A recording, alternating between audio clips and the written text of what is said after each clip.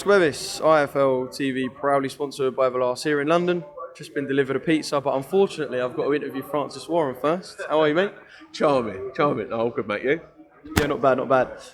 Here with some of the undercard fighters for Saturday night, stacked with some real talent. I just spoke to Carol, and there's some other guys I spoke to, all real personalities as well. And yeah, the Queensberry roster of prospects is seriously hot. I think. Well, I'm definitely not going to disagree. I think you've just mentioned obviously Carol there with Pierce O'Leary here today, Sean Noakes, Umar Khan, Masood Abdullah. It's stacked. There's some serious young talent that we're representing and managing and promoting. And I think my dad's always been a massive champion of giving these young guys their chance, and I think that's something that's definitely instilled in me, and it's it's a bit of an ethos throughout our company that you can always you've always got a plan for tomorrow, and these guys have certainly got bright futures, and it's a privilege to be working with them all. Is there a lot of pressure on some of these guys as well? Because you have got a lot of fighters in kind of that between that 1-0 stage and the 5-0 stage, and they all want to stand out. They all want to be the guy that when you get the mega cards like the Fury White cards, they want to be the guys who are put on the undercard. So is there a lot of pressure on these guys to not just go out there and win, but actually go out there and perform and show you, look, I'm powerful, I'm quick, and I am the fighter that you should be taking a vested interest in? Yeah, I mean there is an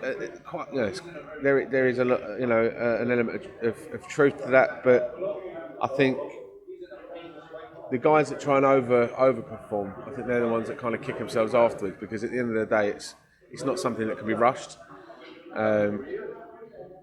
It's the cool, calm, collective fighters, like Carol Soma, for example. He doesn't rush anything. The performances come in, the aggressions come in, and therefore the people are starting to stand up and take notice, because what he's working on in the gym is being showcased on fight night. And I think rather than guys getting too like this about impressing on fight night, I think it's what they need to be doing is executing what they practice day in day out in the gym, and the quality shines through. They don't need to put extra pressure on themselves, because they will all get their opportunity. And it's of course there's going to be it's that element that I want to be on TV and I want the opportunity and I want to be higher up the bill, but like I said, everyone has to get their opportunity. There is a process to it, and believe it or not, we know what we're doing, and there's definitely there's method in the madness. But I think without your young talent coming through, I think you've got no base. You've got no base, and I think we're in a very strong position with the young guys that we've got coming through. I look forward to seeing these boys out on Saturday night, and I know we've got a press conference for sort of the main side of the card on Thursday, so we'll talk about them guys then. Let's take it back a couple of weeks to Joyce, the juggernaut, doing what he does best, taking shots, dishing them out, and just being one of the most entertaining fighters on the planet, really. It looks effortless, doesn't it? And that's what, for me, that's worrying for the other guys in the division, because he throws shots and it looks like they're just in slow motion, but they're so. I mean, fair play Christian Hammer for lasting 4 rounds, to be honest, and fair play Carlos Takam and anyone else that fought Joyce, because that guy can punch, and he's the immovable object that throws rocks and that throws rocks back is just brilliant. And whatever he's doing, just keep doing it, because he is. I think outside of Fury, I think he's the guy to beat. Should we kind of embrace the fact that he's showed signs of not being completely perfect? Like, we look at Tyson Fury, he's been dropped before. Other than Floyd Mayweather, nobody is perfect. So should we kind of embrace the fact that, all right, he's exciting to watch, and he's not picture perfect? Should we embrace that as well? Because no one is. Oh, of course. I mean, listen, it's I think with Joe, he's always going to, because it makes it look quite effortless. I think if he didn't take a few shots, it wouldn't be as entertaining as it is. He's obviously got that bit of vulnerability about him, and everyone goes, "Oh, how's he eating that one? How's he eating that one?" And it makes it what it is. This isn't a tickling competition. He's going to take shots, but it's the way he takes them and then comes back that I think endears him to people. He comes back so strong, so powerful, and he's really doing the business at the minute. Very impressive the other week. What sort of fight is he going to have for that September date? I mean, does it have to be a top 15 guy? We know what he's waiting for, and we know what he will eventually get. But meanwhile, does it have to be, kind of for the boxing public in a demanding sense as well, does it have to be someone in the top 15 for Joe? I don't think it has to be. It would be nice if it was. But, you know, it's one of those catch-22s, isn't it? You know, Joe fights someone, takes a risk, loses that number one spot. If something went wrong on the night, you know, even a cut or a broken arm or something goes wrong. But then on the flip side of that, obviously, it's not going to be that career-defining fight or that breakout fight that people think he needs. For me, he's number one in the world. There are fights out there that do have the risk-reward at this stage, and they're the ones we're working on.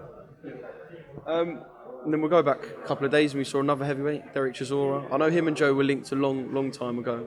I do just kind of want to get your thoughts on Derek. He's been around the block. Yes, he's had loads of defeats, but every time he gets in the ring, kind of like Joe. But every time he's in the ring, kind of like Joe, we know what we're going to get. Just kind of your take on what was a really good fight in the end between Derek and Kubra. It was a good fight, and you know, me and Derek go way back, and I wish him all the best. And you know, fair play for getting a win after taking three very tough fights in a row. Listen, there's fun fights out there for Derek, and I hope he chooses the fun fights rather than the fights that pose a risk to him, because he's been around the block like you said, several times, and enjoy the last few fights. Don't make them too hard on yourself. That's all I would give advice to my old mate. I take it you're hinting at the fact that Deontay Wilder was someone that he called for, and that was a name brought up in the build-up. It just kind of come from nowhere. It's like Wilder's going to return. Well, if Derek wins, he's going to fight him. Is that something you're kind of not wanting to see at this stage for Derek? I don't think anyone wants to see that, and I don't want. Listen, we don't represent Derek. I'm saying this as a mate. I think there's good fun fights for Derek out there that are winnable, and that's probably not one of them. No disrespect to him. I've got a lot of time for Del and always have done, but that's just my view on it. That's my personal opinion. Just look after yourself, my old friend. Right, it might have been tongue-in-cheek, but Tyson Fury fighting Anthony Joshua for free at Wembley. How does that work in a promotional sense? Probably not well, but... If someone could produce a budget to make that work, then great, show me. But, you know, it is what it is. Apparently there's a video where Tyson was doing a speech or something, and a very passionate speech about... I haven't seen it, but I'll have to have a look at it before making a comment. But, listen, he's a law unto himself, Tyson, and fair play to him. And you know, I'm not going to speak out of turn and say anything about Tyson and his career, because he makes his own decisions, and whatever he does, just enjoy it, because he's one of a kind.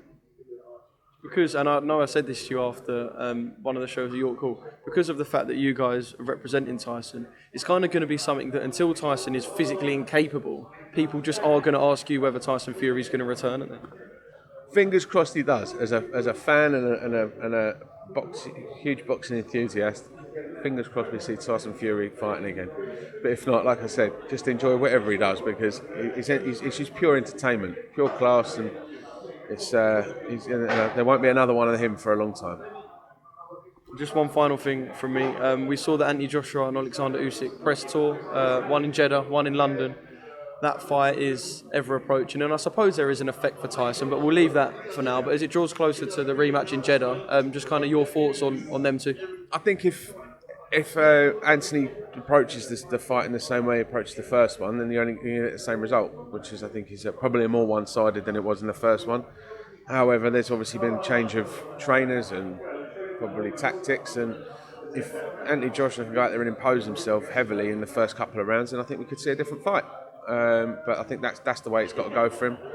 But you know, without giving a prediction, I think if it's a boxing contest, then it's Usyk. If it's a slugfest, Anthony's got a great chance. I'll say in quote marks again, with Tyson on the retirement pile, as it were, do British boxing need Anthony Joshua to win? It'd be great for British boxing for Anthony to win. You know, he's a Brit, and he's one of the iconic British boxers, and I just wish him all the best, and I think it'd be amazing for British boxing if he goes out and does a job, and obviously it sets up any potential fights down the road. I was going to say, that's the one that brings Tyson out, isn't it? That is the one that brings Tyson out. As a fan, I think so. But again, listen, you can ask me all the questions in the world about Tyson Fury. The one man you should be asking is Tyson Fury. So, fingers crossed we see him again. But there's lots of moving parts, and the It's all about Tyson, and that's all you can say about it.